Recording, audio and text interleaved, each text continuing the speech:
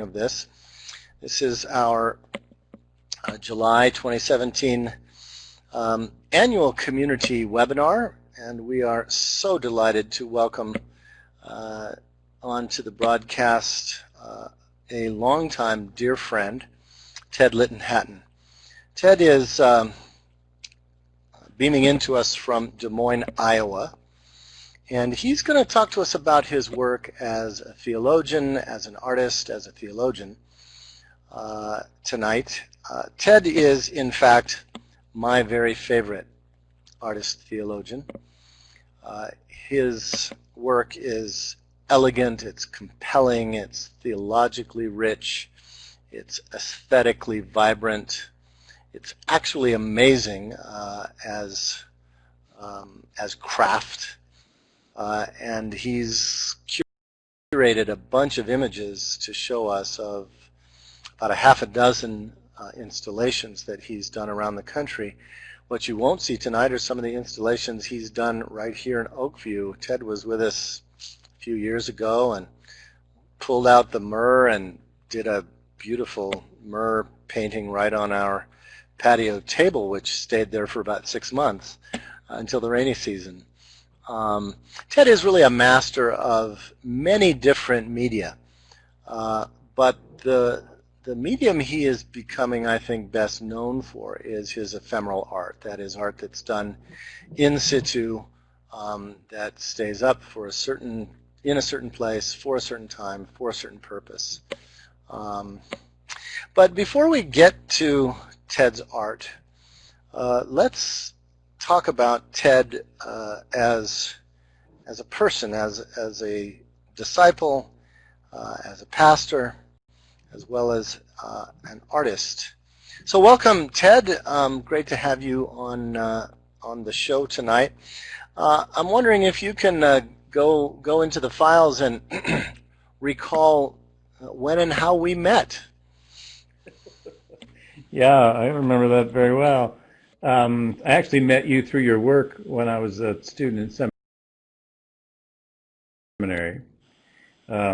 Took a course, I think it was called Preaching Luke, and Neil Hamilton was my professor. I was a student at Drew, and he came bursting through the door late, of course, on the first day of class, and announced that there had been a change in the syllabus, in the curriculum, and he had your book in his hand and said that we were going to be looking at Mark. And so that was my first introduction. We met. You came to Minneapolis to do some sort of workshop a couple of years. It would have been the late '90s, no, early '90s probably. Anyway, somewhere in there. Early 90s, and yeah. Huge snowstorm, and so only a handful of us riffraff actually made it to the workshop. So we got to hang out, and I think that was the beginning. And I had the pleasure of coming to Des Moines to do some work with a cadre of fellow pastors. Probably would have been the mid-'90s, sometime around there.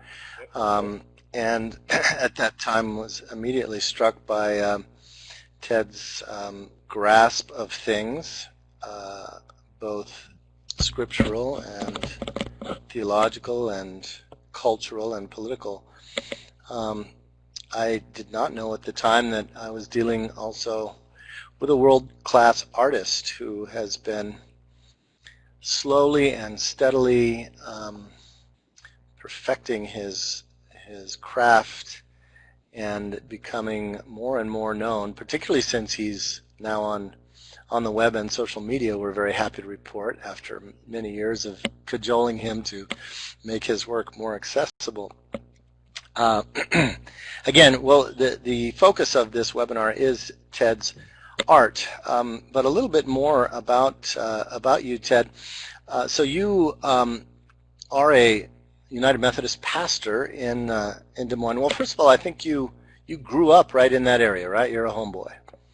Pretty much Northwest Missouri. Mom's family was from Iowa, so yeah, this turf is home. Yeah. And what brought you to settle in Des Moines, and say just a little bit about your pastoral career there at several venues? Yeah, I spent 17 years in the local parish, and for me, how that worked out was 2-point charge, so two small churches. The very first pair of churches that I had here in Iowa, one of the two didn't even have indoor plumbing. So we're talking about simple structure, simple people, wonderful people, and so doing work on that scale, doing that kind of work, which is rooted in relationships, and to have this access to intimate access to these people's lives, really rewarding stuff. What I'm doing now is campus ministry, and I find that to be rewarding in an equally rich way, or a very different way. To have my focus be on a season of life as opposed to sort of a generalist where you're kind of encountering all seasons. So I'm at Drake University and doing a variety of things, but always connected to art in some way in terms of just sort of challenging students, but also giving access to the rest of the community as well. Drake is a historically Methodist college, is that right?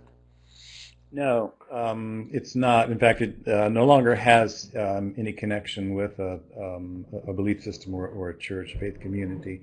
It did for quite a time. It was an inception. At its inception, it was there was a seminary, and in fact, some of the images that you're going to see tonight are from the chapel on Drake's campus. But they cut ties with the Disciples of Christ several years ago. So. Okay. Ted, you have a beautiful and wonderful family, and I want you to just say a few words about them, what they're doing now. I've watched some of them grow up a little bit and had the pleasure of visiting your home on a couple of occasions. Tell us about your family. All right. Well, I'll start with Sam. He's the youngest and go up from there. Sam's a 15-year-old. And I wouldn't be too surprised if you don't hear him on the drums in the basement. He's that loud. He's that good. He also excels at trombone and beatboxing these days, which we try to encourage that he not do at the table with his mouth full of food. Sam has brought an immeasurable amount of joy to our lives, as any child, any person does when they come into a family. But Sam has some special qualities. He came to us with an extra chromosome at number 21, which means he has Down syndrome. And he has taken us, and when I say us, I'm referring to his two brothers, to my wife and I, on a pretty incredible journey. At times not easy, but certainly more joy than we can hold in our small hands. He idolizes his brother Asa, who is in college. He is at Beloit College and is somebody that I have been amazed by since the moment I first met him. He just, there isn't anything that the boy can't do that he puts his mind to. Beautiful mover, beautiful musician, beautiful thinker. And he looks up to his brother Jonah, and Jonah is 21. He just graduated from the University of Iowa with a degree in everything that's cool. So that would be music, religious studies, writing. And coffee. And coffee, yes. Yeah, and it's similar to his brothers. He can excel at absolutely anything that he puts his mind to. But listen to him play the guitar, and you will, time will stop, and you will be amazed. Their mother, my wife, Lana, she teaches mathematics. She is also a beautiful dancer. She has a degree in both fields. And we have been together for a long, long time. Can't imagine not being together, and having the privilege of this, the front row seat to seeing these three boys develop and to be alongside her is, what more could any person ask for? So that's a short version of my family. Thank you for that, Ted. It's just important for folks to have the context of who you are, and we now have the privilege to be in the front rows to witness some of your work. And I can guarantee to our listeners, both tonight and in the future, seeing this as a recording, that time will stop as you view these images of Ted's work. As I said at the beginning, Ted Lyddon-Hatten is not only a dear friend and trusted colleague, but he is a world-class artist and theologian, and one simply cannot pull those two things apart in his work, his art and his theology. He's going to talk to us tonight about what he calls visual homiletics and theopoetics.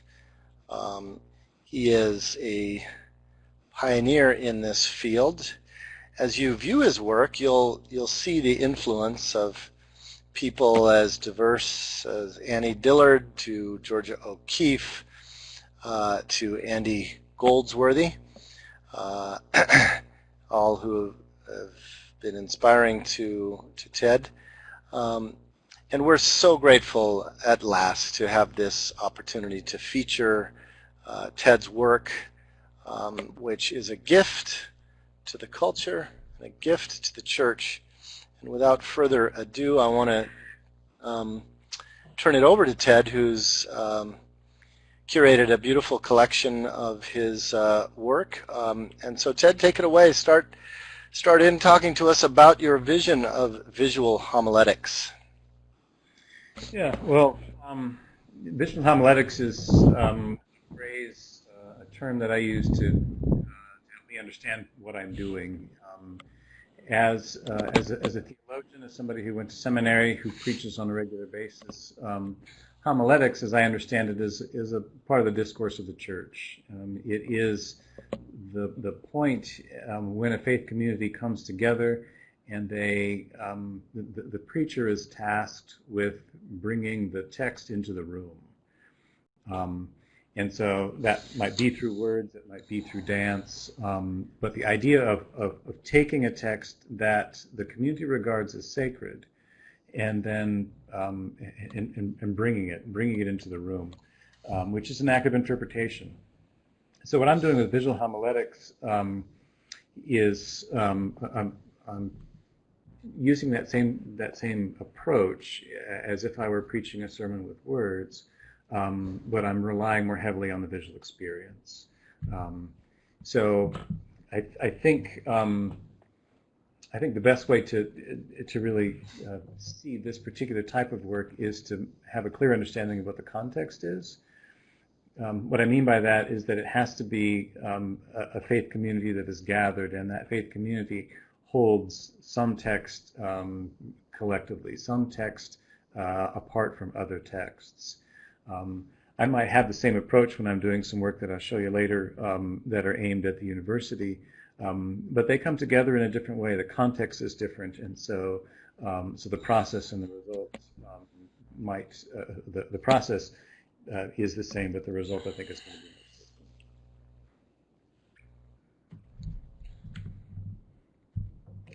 Are you advancing these slides, Chet, or is that my job? I forget. I know we talked about it.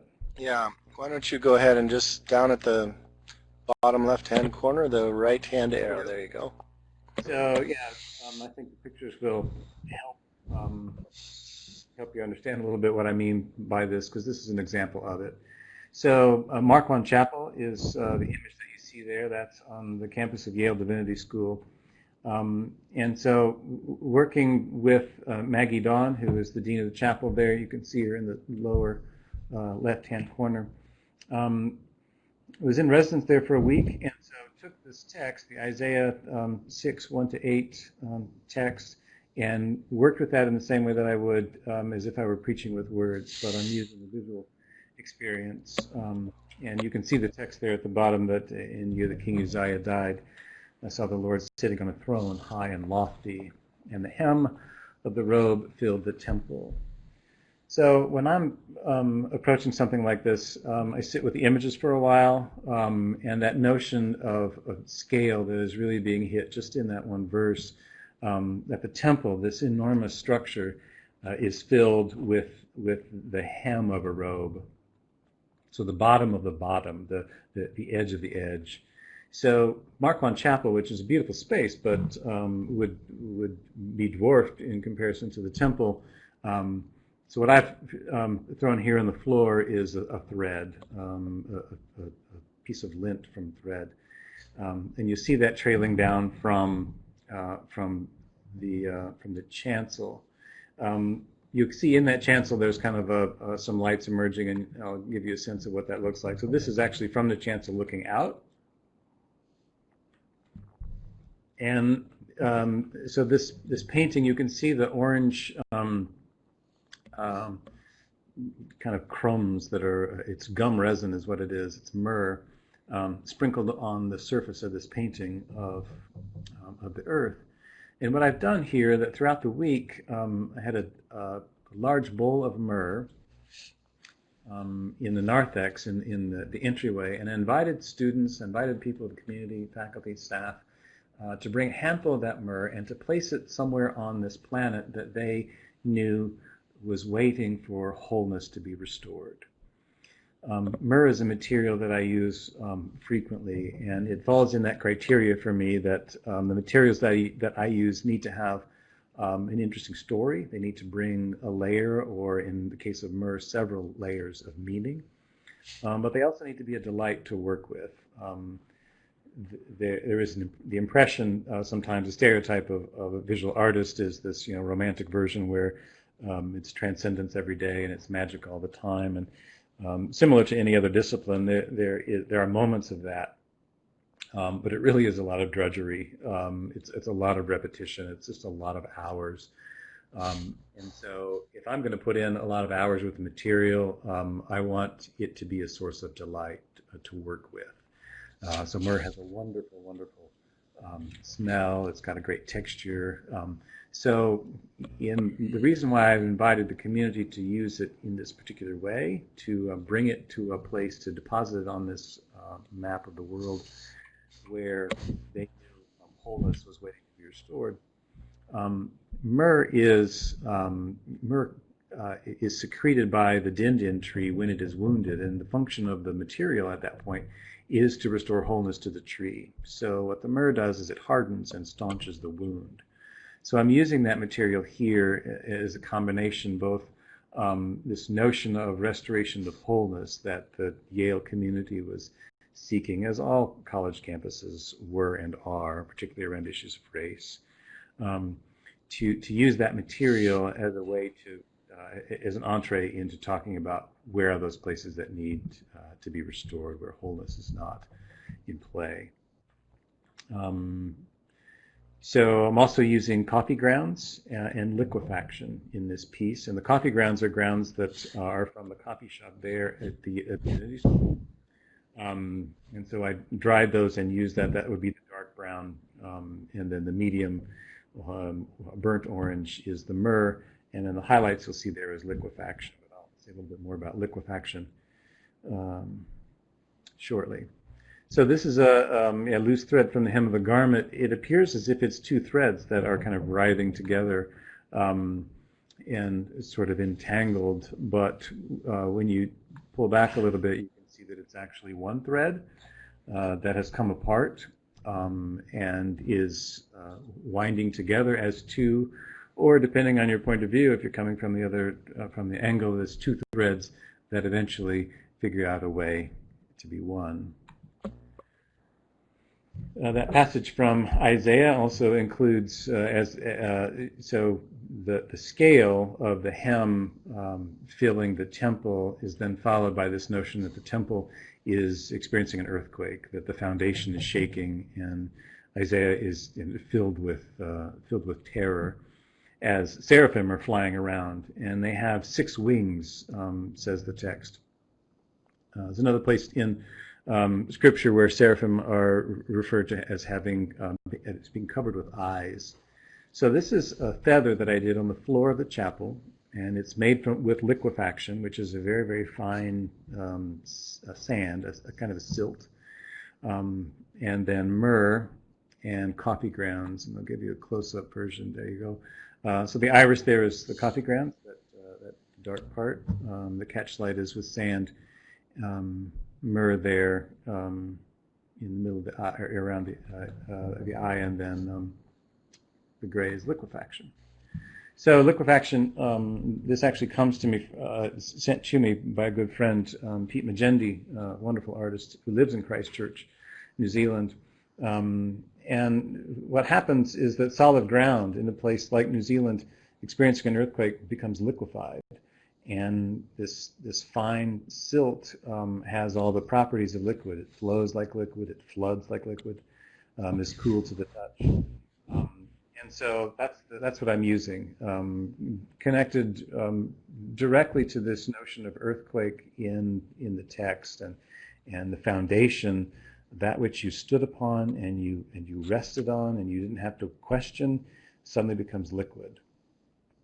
I think that's a really important image. It's an important image for me because so many of the things that I once thought were solid, my denomination, country of origin, itself, these things that I once just was sure they were solid, I'm not so sure anymore. And so that this material comes out of that very process, gives me a chance to experience that in ways that are less than terrifying, and to find real beauty in the midst of that. So back here in the chancel again, this is 100 pounds of myrrh that has now been piled on the planet Earth. So as the community came forward and added their myrrh to the places that needed to be, they were waiting for wholeness, eventually we end up with 100 pounds of myrrh.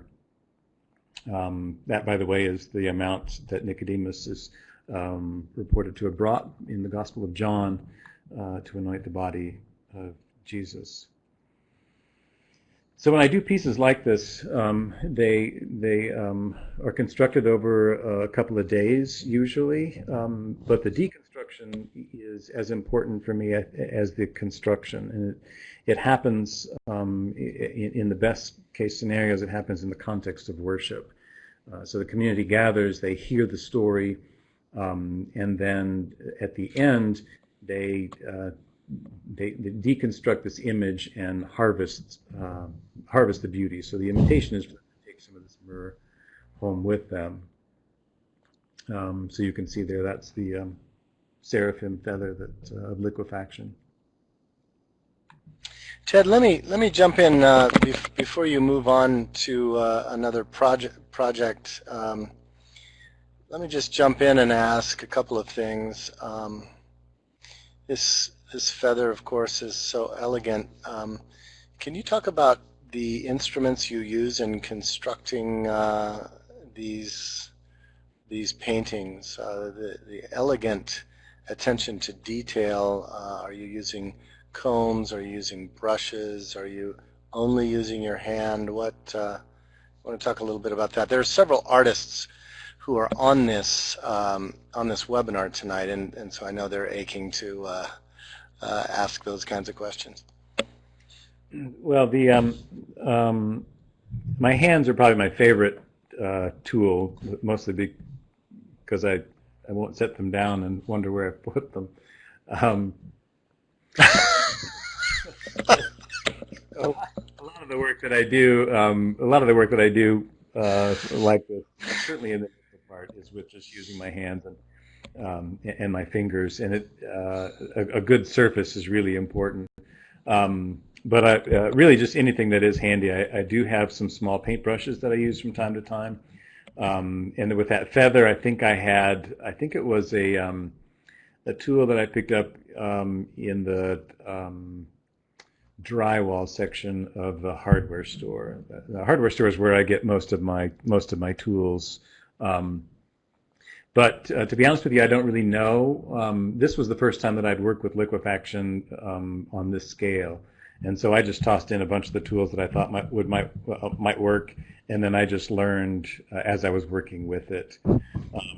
It's my firm belief as an artist that the best teacher that I have are the materials themselves. For me to be a student of the material, to learn what I can do with it, to learn what it wants to do, where the rules are, when those rules can be bent and broken, and when they should absolutely be honored.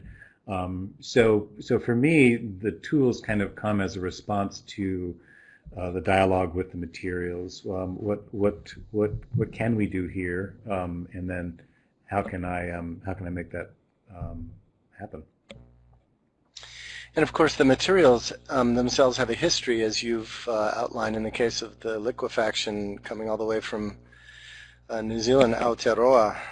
Such a profound and compelling connection that you make between the materials, the text, and your art. But there's an economy here, not least with myrrh, which you've generously spread around the continent as you go, including at our place where we still have a stash of myrrh. That's not cheap material. Do you want to just say a quick word about the economics of your art? Yeah, it's not cheap material. However, if you're buying 100 pounds at a time, you'd be surprised at what kind of a discount you get. It's my goal is to go to some of the places where myrrh is harvested, because it grows in these really, really harsh conditions, and by harsh I mean environmental, but also political. It's just a tough place to scratch out a life in Darfur, in Afghanistan, remote places in Kenya. And so, in order for me to really, I guess, be at peace with working with this material in this way, I need to see it harvested. I need to see the people that are taking this material, which is referred to as tears, when they harvest it, and just sort of how that happens. There is a pretty healthy black market, from what I understand, and had to do quite a bit of research before I found a company that gave me the assurance that they were doing the equivalent of fair trade, that the people who are harvesting this were getting paid for their work. But it is an amazing material, not only for what it's doing in the life of the plant, but for the economy of those harsh places, and then the economy in the text itself. The story of myrrh that's brought to in the birth narrative, brought to Jesus by one of the wise men. The story doesn't appear in Scripture. The midrash is that this myrrh was brought by Balthazar. Balthazar was from Africa, and Melchior was in his 60s. Gaspar was in his 40s, unless I have those backwards. I get them confused. And Balthazar was in his 20s. And Balthazar was the one that brought myrrh to the Christ child as a gift, which is a 20-year-old black man bringing a burial spice at the birth of a king. I mean, to my mind, when I hear those details of that story, Balthazar knew what 20-year-old black men in these times know, and that life is unpredictable, that death comes too soon. And he's basically covering the funeral expense of what he knows is going to happen. So the rich layers of this material, as I'm working with it, as I'm paying dearly for it, it has such a rich history. Even just simply as a burial spice, as a way to anoint the body, that's very powerful. And so to tap into that, to just sort of be present to that when I'm working with it, the process really is what's important to me. The product, what comes out of that is a direct result, but that's where the magic happens for me. Thank you, Ted. And again, as we go through this representative sampling of Ted's work, I want to invite those of you who are watching this webinar live to think of questions that you might want to ask Ted. As you can see, he's incredibly thoughtful about all aspects of this work. But continue on, brother. Well, this is a piece that also uses myrrh. This is for the General Conference of the United Methodist Church in 2012.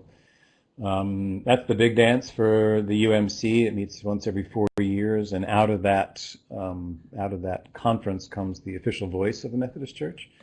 So I was one of the artists in residence for this particular gathering, and did a different ephemeral installation, a piece of visual homiletics each day.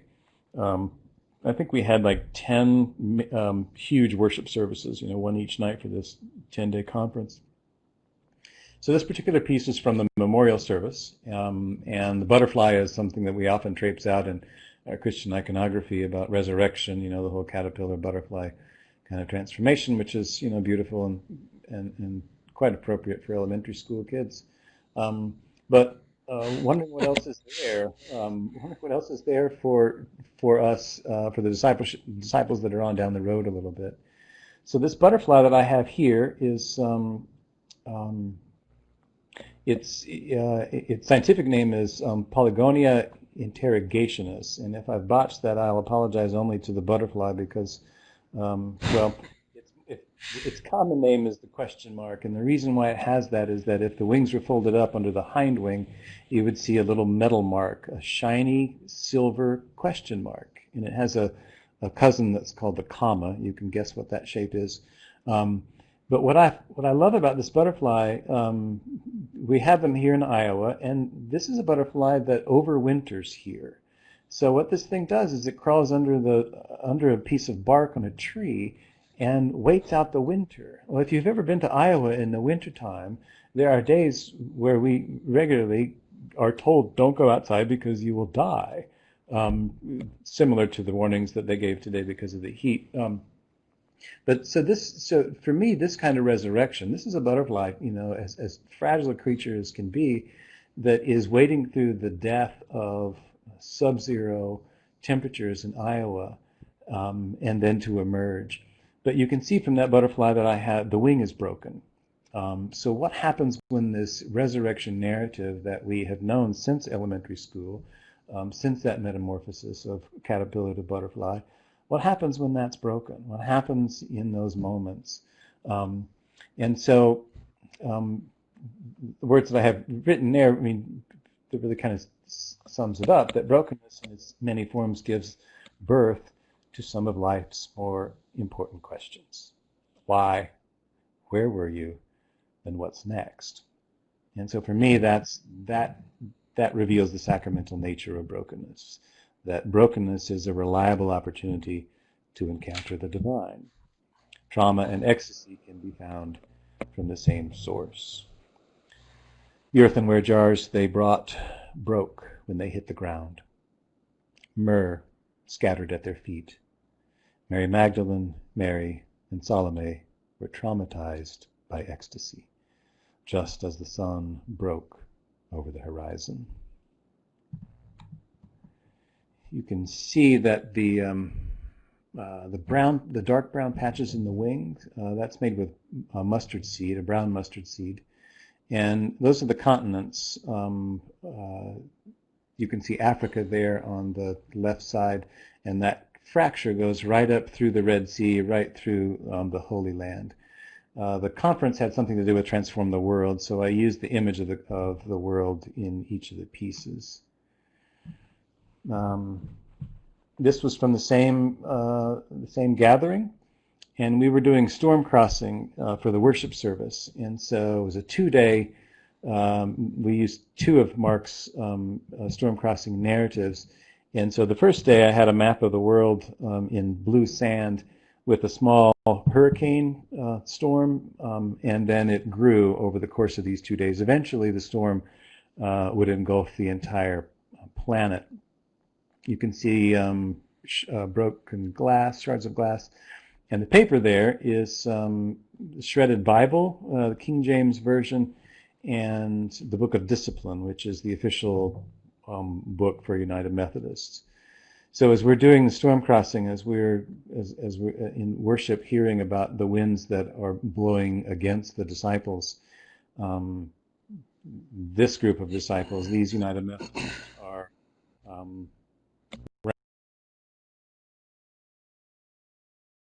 I'll say just a little bit about this piece from Smith Chapel at Simpson College. Was asked to do an installation for Easter, and that really was what started the question about, well, what is 100 pounds of myrrh? What would that look like? So I'll say the dark cloth that you can see there, those are the dimensions of a grave. Were somebody to be buried on this day, that's the size that shape, that scar in the earth.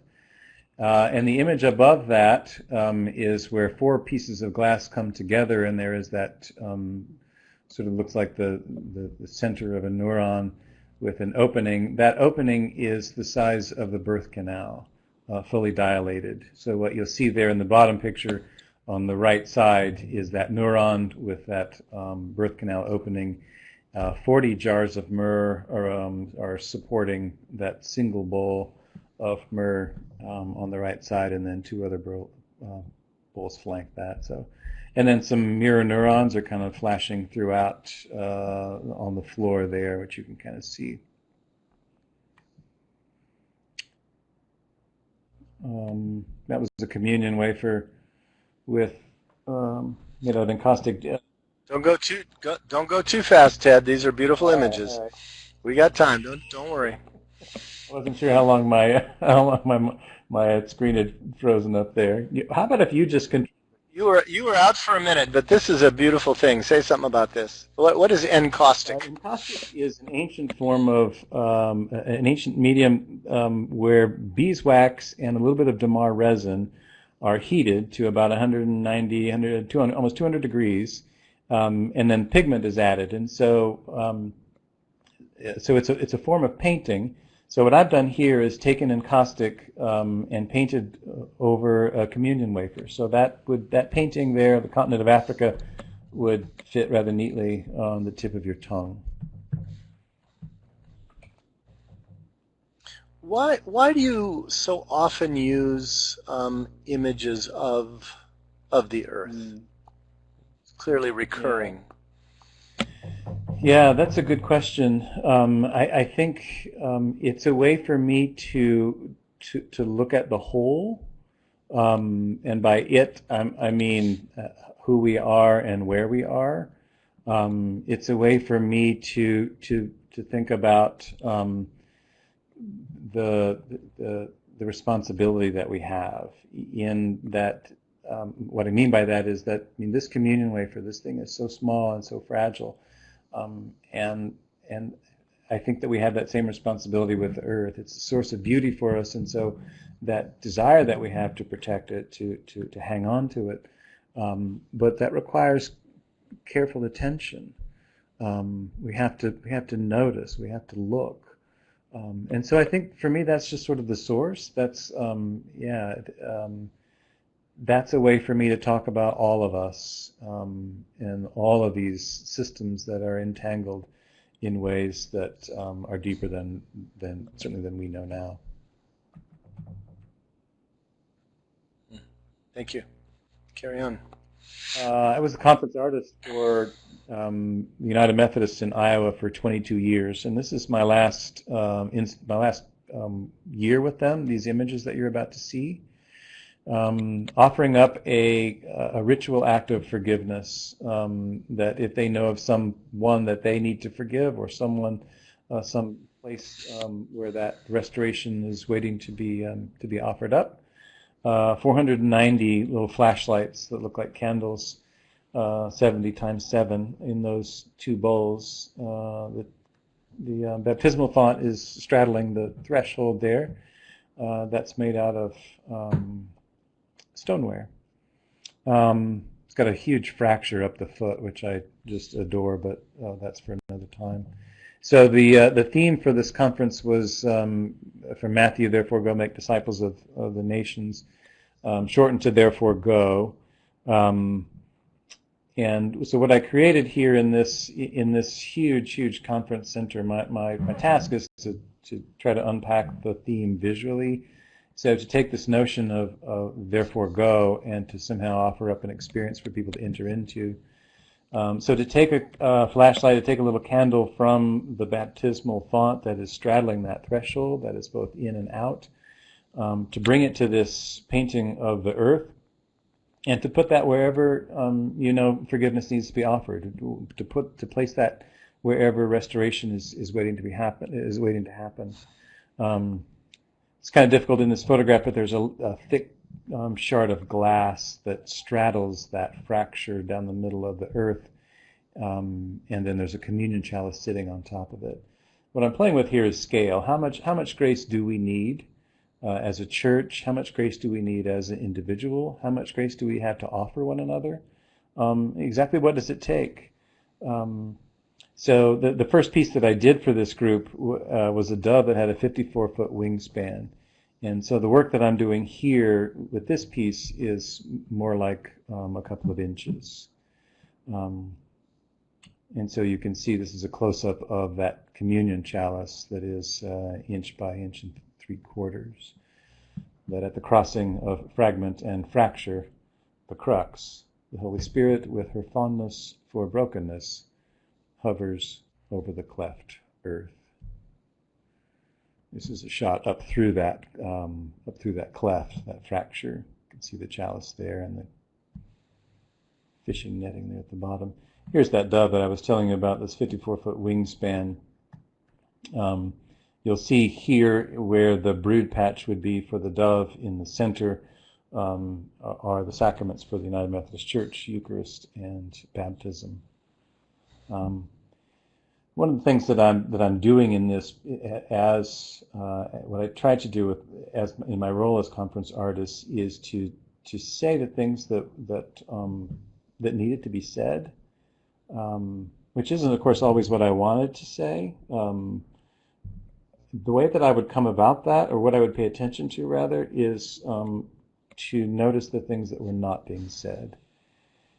So what I would do in my preparation to offer this visual homiletics in this context is to listen carefully to the things that were not being said, whose voice is not being heard. In 1995, you'll notice in the wings of this abstract image of the dove, on the right side, there's a pink triangle. And that caused quite a bit of controversy when it went up. And it's a longer story about the response that's a longer story. Ted, one of the listeners wanted to know what was the meaning of the shell symbol. Shell, baptism. So the communion chalice on one side and the shell for baptism on the other. Ancient liturgical rite was to actually have a shell and to use that sort of as a scoop and to spill the water over the baptism. Really? Well, that's a new one for me.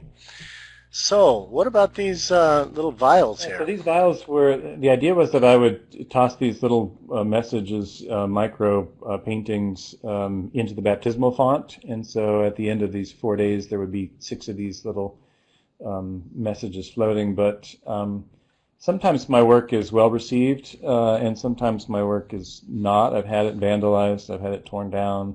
In this case, these little vials were being stolen, pocketed. So I changed the tack on that, didn't leave them floating in the font anymore, because they were particularly interested, it seemed, in the last one. There are 6 of these that you can plainly see. And I've taken the theme, therefore go, and simply just put that in a slightly different sandwich, if you will. And so, so the last one, which was the one that seemed to be the target of most of the derision, and the one that was stolen the most, you were included, therefore go include. And there you can see, I think that's the love one that's floating in the font before somebody came along.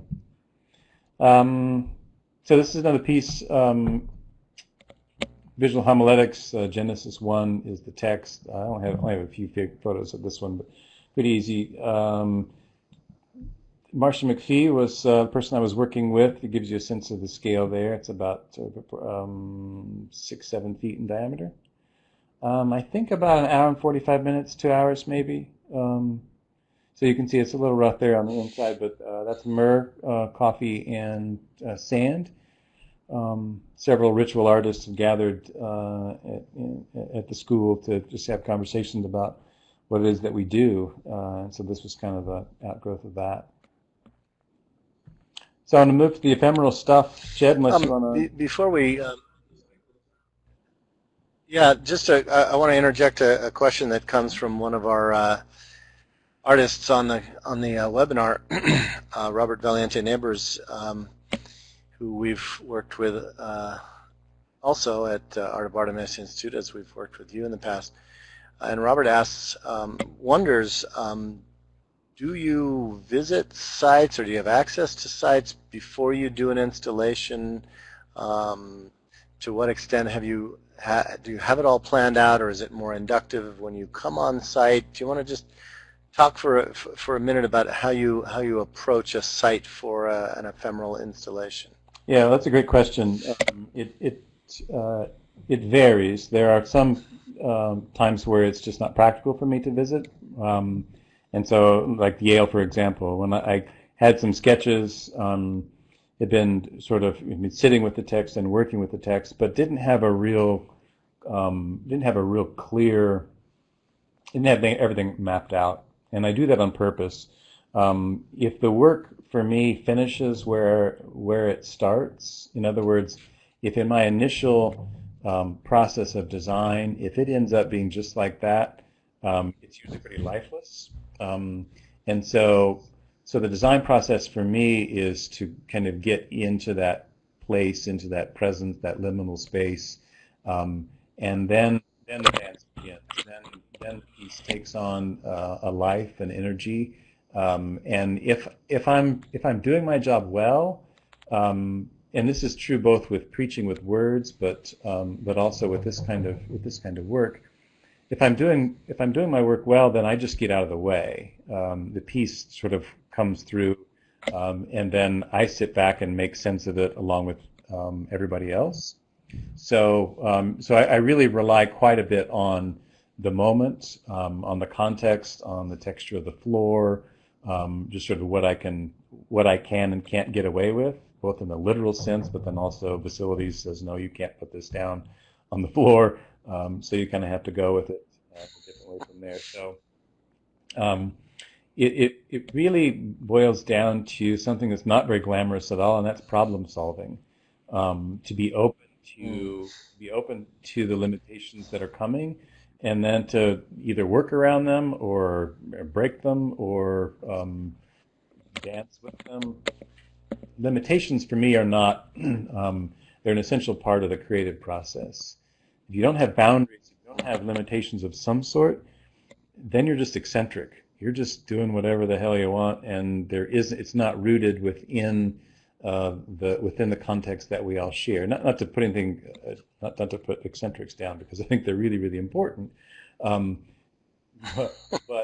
for me, the process is the challenge comes in acting within those boundaries, and then maybe drawing attention to them by breaking them, but certainly bending them, finding out where they are, how solid they are, who put them there, and then see where it goes from there. So quite a bit of it is improvisation. Thank you. Proceed. So this piece is it's called Remember That, and I'm using salt and coffee grounds. This is not what I would call visual homiletics. This is ephemeral art in the Quad Cities Art Center. So this is on the floor of the Art Center. Beautiful, wonderful wood. I did have this design in mind. I had this sketched out This is pretty close to where I thought I might end up, but it ended up taking on some life in ways that I was quite grateful to be able to just sort of be along for the ride. But what I'm doing here, the coffee grounds have a particular importance for me. They're not just any coffee grounds. When I was first considering getting a studio, I was taking art classes at the Des Moines Art Center and had kind of had a standing sort of, but it was ceramics that I was working with. Had a standing class, would just go on a regular basis, but really was wondering whether it was time to branch out, to have a space of my own, to do my own work. Didn't really believe that my own stuff was worth that, but the two people in the class that I knew, two friends of mine, I did believe in their work. So we sat down for a cup of coffee at a coffee shop in Des Moines to just sort of see if we could do that, see if we had the courage, the guts to rent a studio. So we did that. 14 years together, the three of us worked shared the studio space.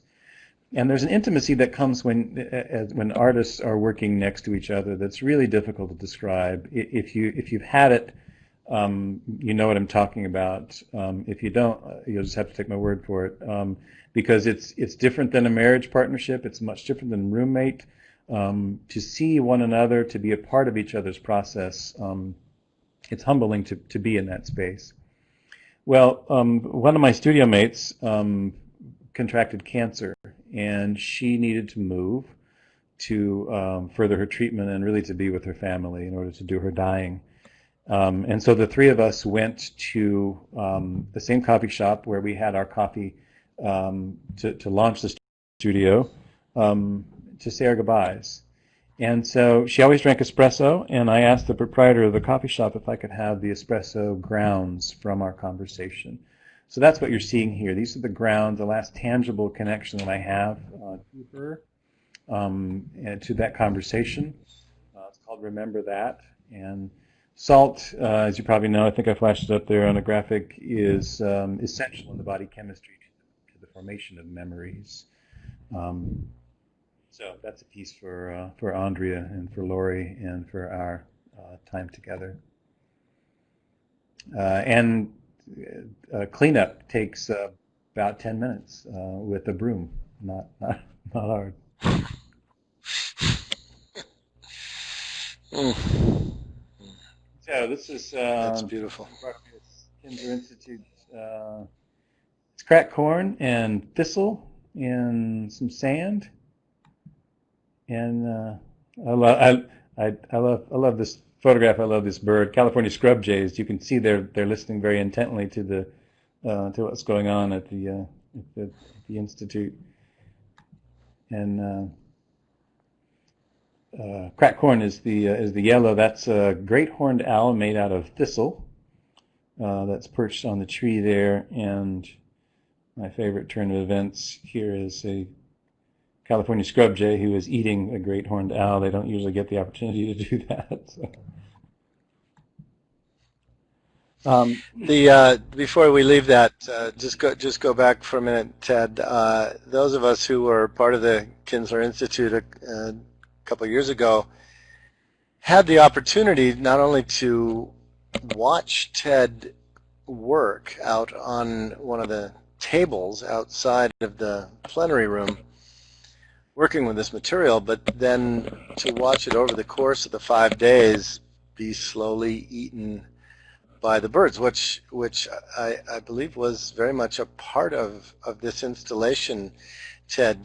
Ted, of the many interests that Ted has, one of them is very much an interest in birds. It's what he calls ornithology, and although he doesn't have too many images of the magnificent work he's done around ornithology, this does indicate a little bit of his interest. Ted, how did it feel to you to just watch the birds consume your art? Well, it might sound kind of corny, but I was really honored. I wanted food that I knew the local birds would eat that wouldn't, that the plants themselves wouldn't be some sort of invasive species. But honestly, I mean, to have my work further their nutrition. I mean, I don't remember what time of year it was that they had a brood to feed, and I understand scrub jay is probably not real popular on some people's lists. I mean, they're really common, and they're pretty cheeky and pretty loud. They're one of the corvids. They're part of the corvid family, and that's just a pretty awesome family of birds. They are wicked smart. They, along with just a few other species, have the ability to communicate about something which is not present to the senses. So they can communicate with each other about something that is somewhere else, which is an act of imagination. Bern Heinrich has done some great work on ravens and crows and jays. So yeah, to have them eat my work was really just, I took it as a compliment, and pretty cool, and not sad at all that it was going away. That was absolutely the purpose of it. So. Thank you. Proceed.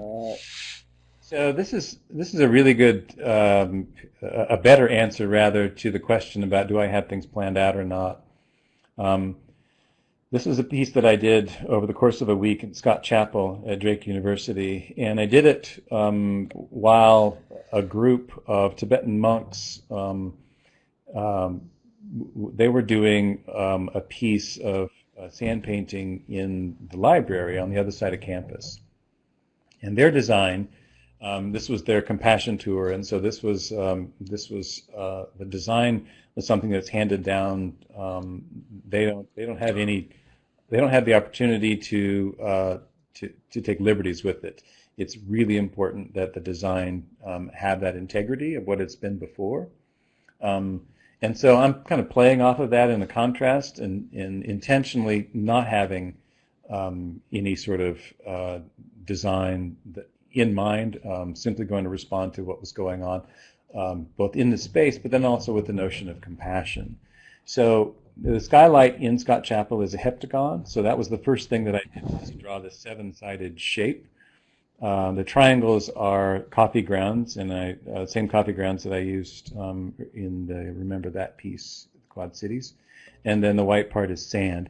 This is on elevated on a piece of glass, so that's the shadow that you see underneath. Eero Saarinen is the architect of this amazing, very intimate space, Scott Chapel. Playing now with myrrh on the table, on the altar, with a neuron that's just sort of kind of spreading out over the table. You can see in the glass there the reflection of that seven-sided skylight. Each of the 7 sections are divided into 10 sections, so I think that Saarinen is making reference to the 70 times 7. So the neurons are kind of spreading out. Mirror neurons, there's been some really amazing work in brain science lately about the role of mirror neurons and our development of compassion, of empathy, that we can experience what somebody else is experiencing, sort of feel what that's like. And so that is one of the hallmarks of who we are as a species, this compassion that we have as humans for one another. So the neuron on the top and the glass and sand is really kind of spread out. And then you can sort of see that image again that I kind of come back to from time to time, this dendrite, this branch, this vine, this trailing line that goes around the table. I can't fully explain what's going on with the photography. If it looks on your monitor like that, like it's floating, I assure you it's not. This is myrrh that's just laying on the slate floor, with coffee grounds being the dark part, the shadow, and then the highlights are made with sand. The sand comes from about 15 different states and about 12 different countries. I have a list somewhere, but I've forgotten it. And then here's the ritual act of deconstruction, where I think one of them is California, because you collected. Yes. I Yes, was yes, going to say that I think you absolutely. collected sand while you were here in California, didn't you? I did, and I think you gave me some from the Holy Land, if I'm not mistaken. I have that carefully marked in my collection. So yeah, that's what this woman is running her hands through: All sand right. from all over the world, and myrrh as well. Invited them. There I had some little glass vials hidden under the step, and invited the participants to scoop it up and to harvest it, to take some of that myrrh with them, to do with it whatever they wanted, but to give it to somebody who is in need of compassion. Just a simple ritual gift that connects us to each other. So there it is, swept up, sitting on the step. It doesn't take very much. There's three little piles. So this is probably the last one I think that I'll go through. This was a piece that I did on Inauguration Day, 2017, as I gave the Manning Lecture at the Iowa Wesleyan University. The title of the piece, Will Beauty Save the World This Time? A question, put in form of a question. You might be familiar with Dostoevsky's novel The Idiot. That is a line that the idiot proclaims rather boldly, that beauty will indeed save the world. And so this is a detailed, that's coffee grounds that I have on the surface of this kind of orange piece. What I have here are both the spent coffee grounds that I have used, that I made reference to, but with this piece I also included some fresh coffee grounds, because I wanted the idea, I wanted the tactile feeling, the smell in the room of conversations that hadn't yet happened, and not just conversations that had happened. So really a combination of both, kind of straddling that, what has and what has the potential to. So you can see the myrrh on the carpet there, kind of the dendrites that are flowing out of that fracture, the painting that I've used in some other places as well. Hourglass there in the center, and turned that over and then did the piece, kind of use that as a way to mark time as the sand is kind of flowing through there. It's not a question that I intended, nor have I answered. It's more one that I'm really more interested in posing, what the role that beauty will have, and if it will indeed, if it does have the power to save. The salvific power of beauty is something that I'm exploring with some regularity, and what can it do? What is the function of our experience of beauty? And are there those experiences that are not subjective, ones that can connect us with other people? So that's a raven in coffee. There were two birds that I did in coffee on this piece. One is a raven and the other is a dove, with this image of the world split in two. Those two birds Noah releases from the ark, because they have eyes that can fly, release them so they could see if the world had been saved or not. All right, so let's do this one too. We're back to General Conference. This is back to what I would call visual homiletics. General Conference, big dance, day one for United Methodists. And this is before things started. I had a compass on the deck of this hexagon, and the directions of the compass, the northeast, south, and west, are made of teff, which is an orphan crop from Ethiopia, and blue sand. So at the beginning worship service, the liturgical dancers came in, and this was quite choreographed, came in and deconstructed the compass. What we didn't know, what I didn't know at the time, could not have known, is how fitting that was, that we as a denomination were lost before we even set sail.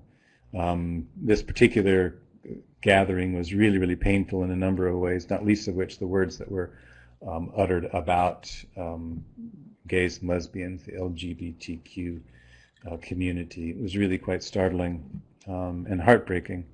And what was happening here in this venue, you can see that there's some dark parts, that there was water spilled in the sand when Marcia McPhee, who was in charge of the worship and was doing this beautiful dance, she poured water into that bowl and it spilled all over the place, which was beautiful to see, but it completely trashed the plans that I had. I needed dry sand in that setting. So I just scrapped it, really, put all my attention to the other pieces that you saw that were outside the venue itself. Well, on day 7, I was standing in the back, and we were having a debate, and by we, I mean the leaders of the denomination were having a debate about human sexuality, particularly about homosexuals, and its and how we as a denomination can make sense and find meaning in that.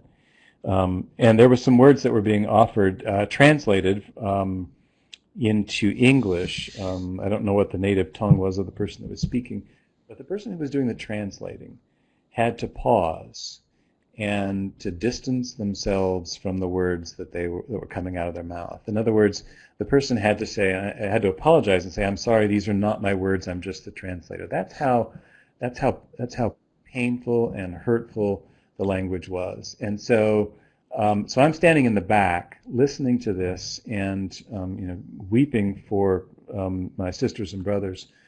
And then I notice at the bottom, near the baptismal bowl, that tef that I had used to put out the directional letters, that tef that the dancers had strewn into this now wet sand was sprouting. And so here in this cavernous hall, this conference hall, with no natural light whatsoever, in the midst of a debate that is heartbreaking, growing in the center under the baptismal font is this tef, which has a common name in Ethiopia of love grass. So as broken and fractured and as broken and fractured as we are as a denomination, when I say we, I'm speaking to my sisters and brothers as United Methodists, there at the center was growing love grass on day 7 of General Conference. I don't know where we're going to go, both we as a denomination or as a culture, but that if we have the eyes to see those kinds of things, I think beauty might indeed have the power to save.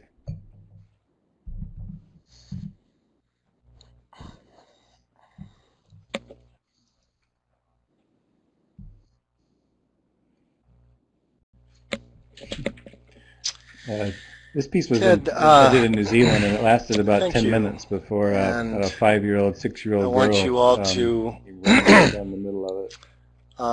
Mark down Ted's website here.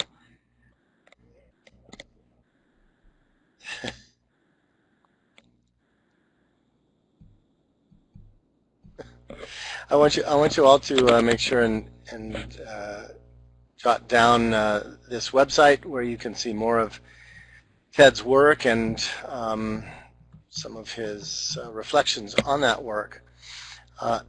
We've got about 8 or 9 minutes left, and a number of folks, Ted, have been wondering about what it has been like to be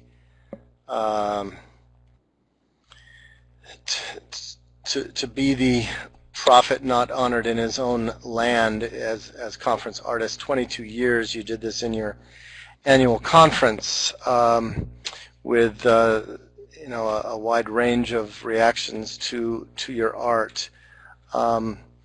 You've mentioned that last year was your last year as conference artist. You've also done this on a national scale.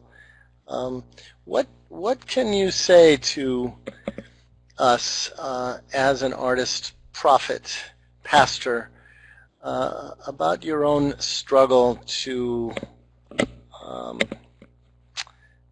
be heard, to be respected, to be seen, to be taken seriously?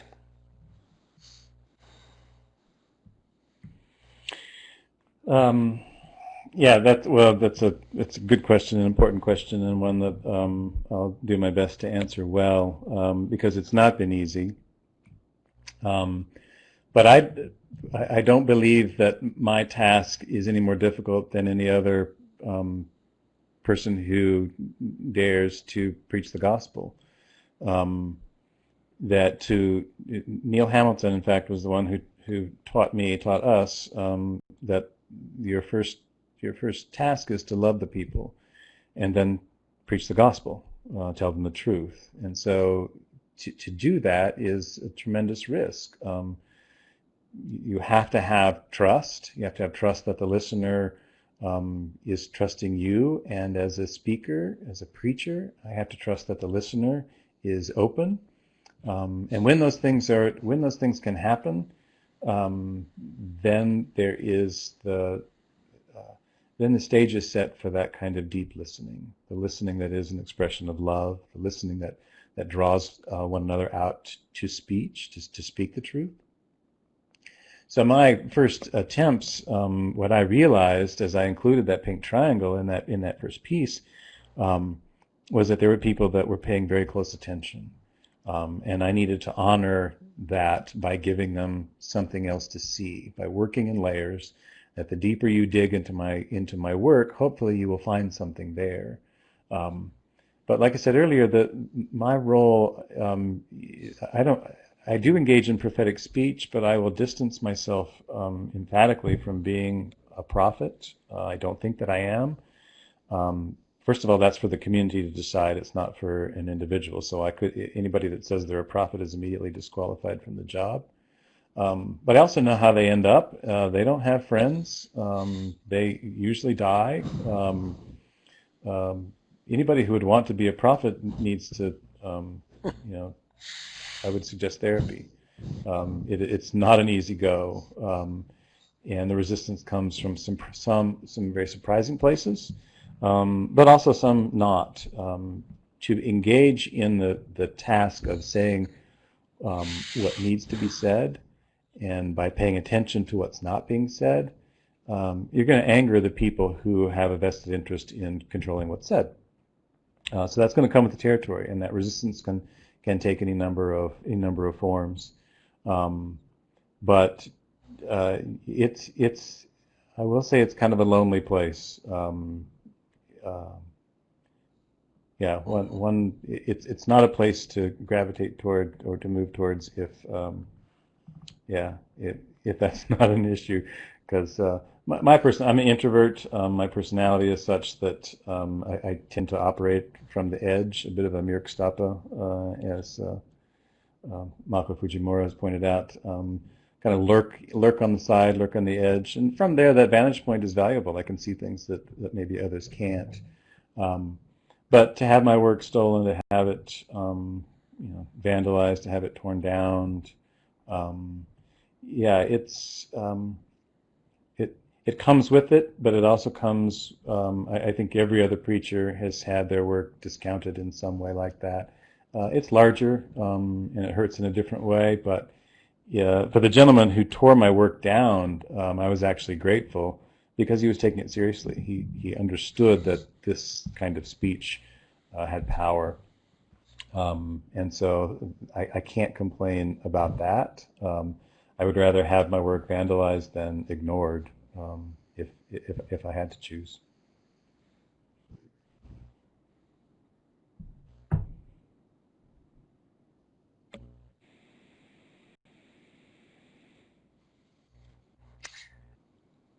Yeah, at least people aren't falling asleep during your homilies. Ted, this has been magnificent. The medium has been occasionally choppy, and we haven't gotten every word. But as you say, it will be evident to those of you who have viewed this webinar that indeed Ted's work offers a deep dive. And the deeper we dig into the layers of this work, the richer it becomes. I can attest to that as someone who's followed Ted's work for many years now. It is such an honor to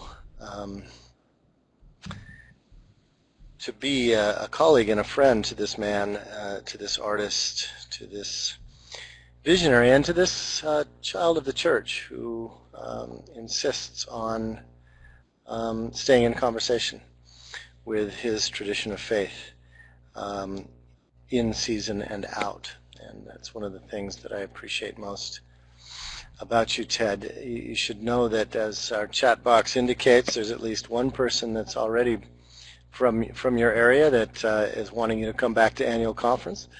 There's another person who wants to go with you on your myrrh pilgrimage, and so we'll expect a Kickstarter campaign to come up soon to fund the trip to the place where myrrh is gathered. But you have generously shared with us the vision of your art and how you do it and why you do it. And we're so grateful for that. I only wish that Sam were around to give a benediction tonight. That would be lovely. But in lieu of that, I want to invite our listeners tonight to pay attention to this man and his work. Go to his website. Think about inviting You're cutting in and out, but I did hear that much about venues. Yes. Yeah. I want to encourage all of you to follow Ted's work. Ted, you raised the question about whether beauty will indeed save the world. It's an open question, as so much of your art is, but it's indicative of your craft that the infusion of the most amazing kinds of beauty that you offer into this broken world surely is one of the things that that keeps the world afloat. The art of just a few just people will stave the hand of destruction, to paraphrase the old story of Lot's and Sodom. Your work is being appreciated even down in Australia, as you can see from Jane Hope.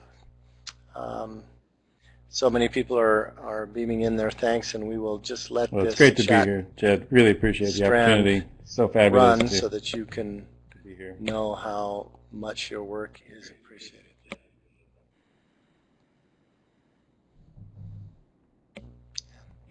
Thanks very much. Thank your family for letting us borrow you for tonight. To all of you who tuned in tonight, thank you very much. To those of you who are watching this as a recorded webinar, again, we hope you'll seek out this amazing artist. He's on the web. And I will end by going back to that slide so you can find him on the web.